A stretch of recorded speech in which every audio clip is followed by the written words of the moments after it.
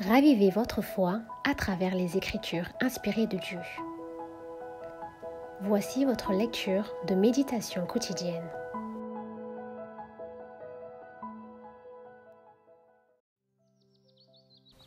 Nul n'est tellement pécheur qu'il ne puisse trouver force, pureté et justice en celui qui est mort pour nous. Jésus ne désire rien tant que nous enlever nos vêtements tachés et souillés par le péché et nous revêtir des robes blanches de la justice.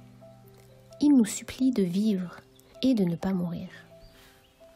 Dieu n'agit pas envers nous comme les hommes mortels agissent les uns envers les autres.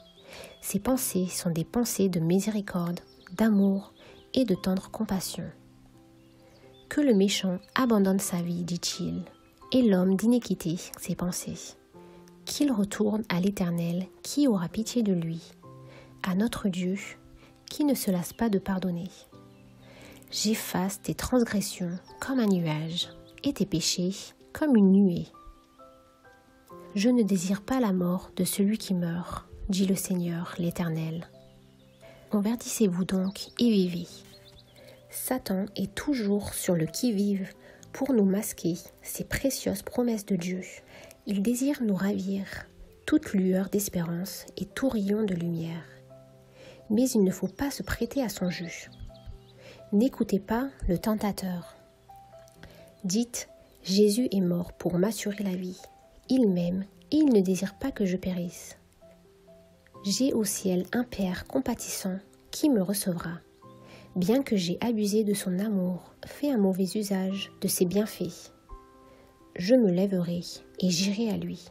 J'ai péché contre le ciel et contre toi. Je ne suis pas digne d'être appelé ton fils.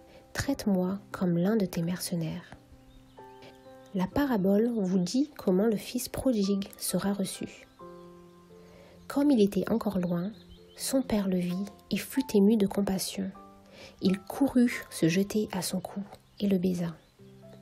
Mais cette parabole elle-même, si touchante qu'elle soit, n'est pas l'expression adéquate de l'infinie compassion du Père céleste. Dieu fait cette déclaration par son prophète. Je t'aime d'un amour éternel.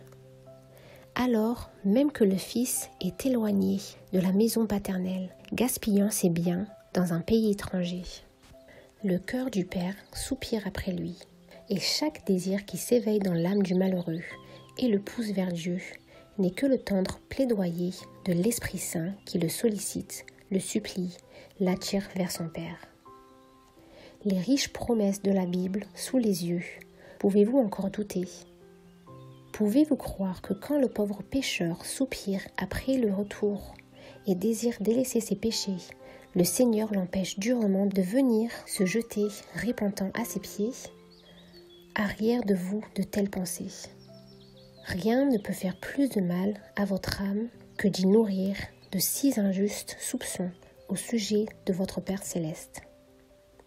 Il est le péché, mais il aime le pécheur au point qu'il s'est sacrifié lui-même pour lui dans la personne de Jésus-Christ.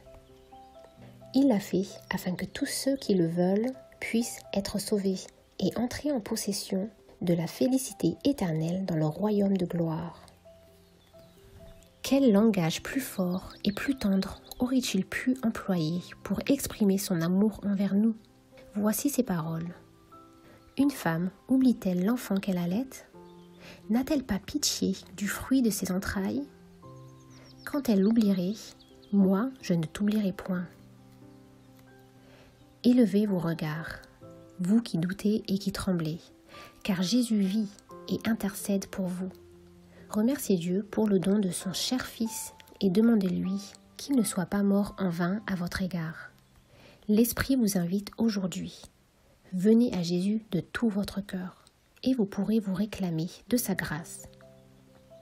En lisant les promesses divines, souvenez-vous qu'elles sont l'expression d'un amour et d'une compassion ineffables. Le grand cœur de l'amour infini se penche irrésistiblement vers le pécheur. En lui, nous avons la rédemption par son sang, la rémission des péchés. Oui, croyez seulement que Dieu est à votre secours. Il désire restaurer dans l'homme son image morale.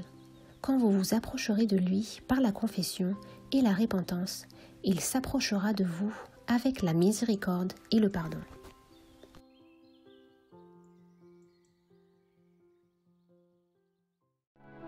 Merci pour votre écoute et rejoignez-nous demain pour la suite de notre lecture. Que Dieu vous bénisse.